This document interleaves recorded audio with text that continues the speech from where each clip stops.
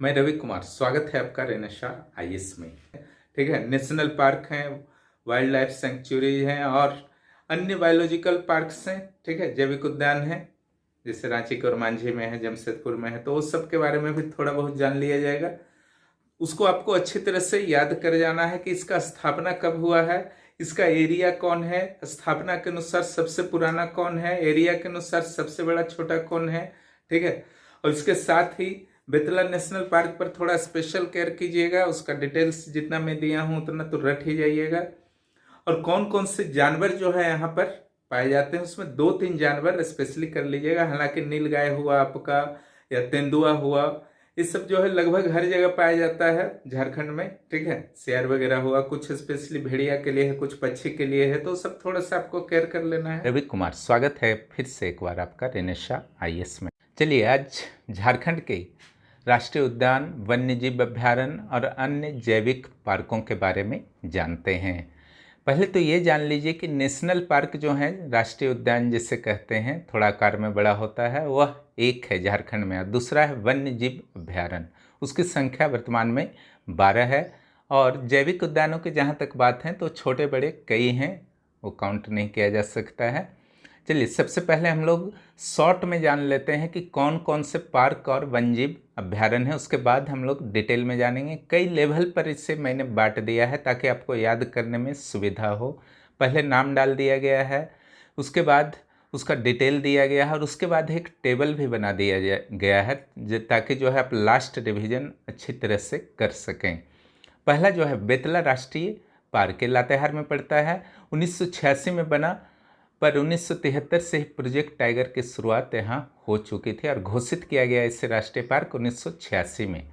चलिए, इसके अलावा जो वन्य प्राणी अभ्यारण्य है उसको जान लीजिए। दूसरे नंबर में पलामू वन्य प्राणी अभ्यारण्य पलामू में होगा, नाम से पता चल रहा है। महुआ टांड़ वन्य जीव अभ्यारण्य, ये जो है आपका लातेहार में है। ठीक है, महुआ डागर भी बोलते हैं इसको। तीसरा है हजारीबाग वन्य जीव अभ्यारण्य, हजारीबाग में होगा।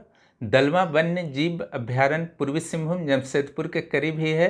ओके, जमशेदपुर और इससे रांची जब आइएगा ना तो मिलेगा दाईं ओर। ठीक है, एनएच पर ही है, नेशनल हाईवे पर।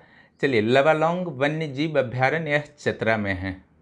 इसके अलावा पारसनाथ वन्य जीव अभ्यारण्य गिरिडीह में है। उधवा जल पक्षी अभ्यारण्य साहिबगंज में है। पालकोट वन्य जीव अभ्यारण्य गुमला में है। कोडरमा वन्य जीव अभ्यारण्य कोडरमा में है। तोमचाची वन्य जीव अभ्यारण्य धनबाद में है। गौतम बुद्ध वन्य जीव अभ्यारण्य कोडरमा में भी है, और कुछ पार्ट गया में भी पड़ता है। देखिए, इस सारा को अच्छी तरह से याद कर लीजिएगा, यहाँ से 1-2 क्वेश्चन तो पक्का ही है। चलिए, पलामू वन्य जीव अभ्यारण्य पर बात करते हैं। एकमात्र राष्ट्रीय स्तर का अभ्यारण्य है यह झारखंड में। इसकी स्थापना जो हुई थी 1976 में हुई थी, और इसका क्षेत्रफल है 794.33 किलोमीटर स्क्वायर। यहाँ हाथी और सांभर मुख्य रूप से मिलते हैं। महुआ टांड़ 1976 63.25 किलोमीटर स्क्वायर। महुआ टांड़ जो है भेड़िया के लिए प्रसिद्ध है। ठीक है, और हिरन के लिए भी प्रसिद्ध है। हजारीबाग जो है 1976 में स्थापित हुआ है, 186.25 किलोमीटर स्क्वायर इसका एरिया है। तेंदुआ, हिरन, सांभर, नीलगाय, लकड़बग्घा, लंगूर, बंदर इत्यादि जो है मुख्य रूप से पाए जाते हैं। दालमा अभ्यारण्य के बारे में आइए। 1992 से यहाँ प्रोजेक्ट एलिफेंट शुरू किया गया। स्वस्थानीय संरक्षण हेतु इसका विकास किया गया है। स्वस्थानीय संरक्षण और बहिर्स्थानीय संरक्षण, ठीक है, इन सिटू एक्स सिटू, ये जो है आपका मुख्य परीक्षा में भी है। अगर आप किसी भी जीव का उसके जो मूल स्थान है उसी जगह संरक्षित करते हैं तो स्वस्थान है। बहिर्स्थान क्या होगा, कहीं और ले जाकर। ठीक है, जैसे अभी अफ्रीका से, दक्षिण अफ्रीका से कुछ चीता को लाया जा रहा है भारत के मध्य प्रदेश के कुनो पार्क में, ताकि उनका पालन किया जा सके यहाँ पर और संख्या में वृद्धि करवाई जा सके, क्योंकि यहाँ चीता समाप्त हो चुके हैं।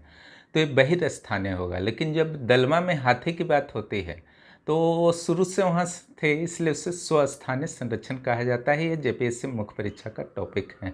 2001 में यहाँ देश का पहला गज रिजर्व बना है, यानी कि एलिफेंट रिजर्व बना है दलमा में, पहला। ठीक है, 26 सितंबर को बना था। इसके स्थापना अगर बात की जाए कि वन्य जीव अभ्यारण्य के रूप में मान्यता कब मिला था दलमा को, तो 1976 में, और उसका क्षेत्रफल जो 193.22 किलोमीटर स्क्वायर। हाथी, तेंदुआ, हिरन, नीलगाय इत्यादि यहाँ के प्रमुख जानवर हैं। लवालोंग जो आपका वन्य जीव अभ्यारण्य है वो चतरा में है, 1978 में बना, 207 किलोमीटर स्क्वायर जो है इसका क्षेत्रफल है। बाघ, तेंदुआ, नीलगाय, हिरन यहाँ के प्रमुख जीव हैं। यही सब आपको घूम फिर करके मिलेगा। नीलगाय तो लगभग हर जगह है, तेंदुआ भी है ना, हिरन भी लगभग हर जगह है। पारसनाथ 1978 में बना, 43.33 किलोमीटर स्क्वायर है, ठीक है। तेंदुआ, सांभर, हिरन, नीलगाय इत्यादि यहाँ के प्रमुख जीव हैं। उधवा जल पक्षी बिहार में आ जाइए, 1991 में बना और इसका क्षेत्रफल बहुत कम है, थोड़ा छोटा लिखा गया है, ध्यान दीजिएगा। 5.65 किलोमीटर स्क्वायर है, 6 किलोमीटर स्क्वायर भी नहीं है। कबूतर, वन मुर्गी, नीलकंठ, चुंडुल जैसे पक्षियों का यहाँ पर आगमन होता है। यहाँ पर एक बड़ा झील भी है उधवा जल बिहार में। पालकोट में आ जाइए, गुमला में यह है, 1990 में बना, 183.18 किलोमीटर स्क्वायर जो है इसका क्षेत्रफल है। और यहाँ के जीव की अगर बात की जाए तो भालू, लकड़बग्घा, भेड़िया, सियार, खरगोश इत्यादि हैं। कोडरमा 1985 में बना, 177.35 किलोमीटर स्क्वायर है इसका क्षेत्रफल। बाघ, चीता, हाथी, चित्तल, हिरण, तेंदुआ इत्यादि जो है यहाँ के प्रमुख जीव हैं। आइए, गौतम बुद्ध अभ्यारण्य कोडरमा में है, झारखंड के, कुछ गया में भी है बिहार का। 1976 में बना, 259 किलोमीटर स्क्वायर जो इसका क्षेत्रफल है। यहाँ पर चीतल, सांभर, नीलगाय मुख्य रूप से पाए जाते हैं। तो चाची वन्यजीव अभ्यारण्य जो है 1978 में बना, ये भी छोटा सा है, 8.75 किलोमीटर स्क्वायर इसका क्षेत्रफल है।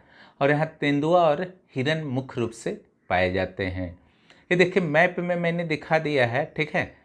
ऊपर पलामू है, लवालोंग चतरा है, कोडरमा है, गौतम बुद्ध कोडरमा है, उधवा है, साहेबगंज वाला है ना, हजारीबाग, पारसनाथ, तोपचाची, दलमा, महुआटांड़, बेतला और पालकोट, सारा इसमें दिखाया गया है मैप को, ध्यान से देखिएगा।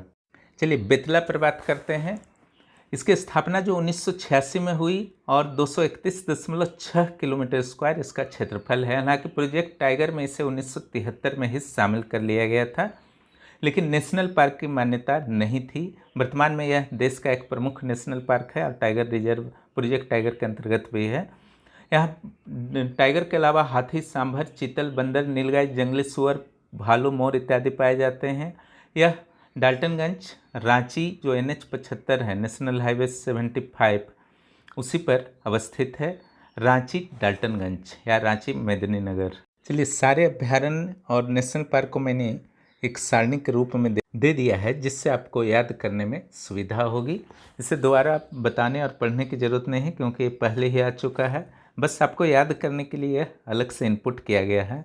हाँ, इतना ज़रूर मैं बता देना चाहता हूँ कि जो सबसे पुराना अभ्यारण्य है झारखंड का, वह 1976 में जो स्थापित हुआ था, पलामू, महुआटांड़, हजारीबाग और गौतम बुद्ध वन्यजीव अभ्यारण्य जो कोडरमा का है, ठीक है, ये होगा। और सबसे कम क्षेत्रफल की जहाँ तक बात है तो उधवा वन्यजीव अभ्यारण्य या पक्षी विहार है उधवा, ठीक है, साहेबगंज वाला। और सबसे अधिक क्षेत्रफल जो है पलामू का है, पलामू वन्यजीव अभ्यारण्य का, उसका 794.33 है। उधवा का तो आपका 6 किलोमीटर स्क्वायर भी नहीं है। और ये देखिए दूसरा पेज है, और इस पेज को अच्छी तरह से फिनिश कर लीजिएगा, और पहले पेज को, क्योंकि दोनों को अगर आप फिनिश कर लेते हैं तो 1 से 2 प्रश्न जो है आपके पक्के हो जाएंगे प्रारंभिक परीक्षा में, और मुख्य परीक्षा में भी जो ऑब्जेक्टिव प्रश्न आने वाले हैं वहाँ पर भी यहाँ से संभावित रहेगा। चलिए अब कुछ जैविक उद्यानों को देख लिया जाए। झारखंड के जैविक उद्यानों में शामिल हैं, 1 नंबर में आइए भगवान बिरसा जैविक उद्यान। ये रांची के पास ओरमांझी में है, ठीक है। रांची से रामगढ़ की ओर बढ़िएगा तो ओरमांझी मिलता है।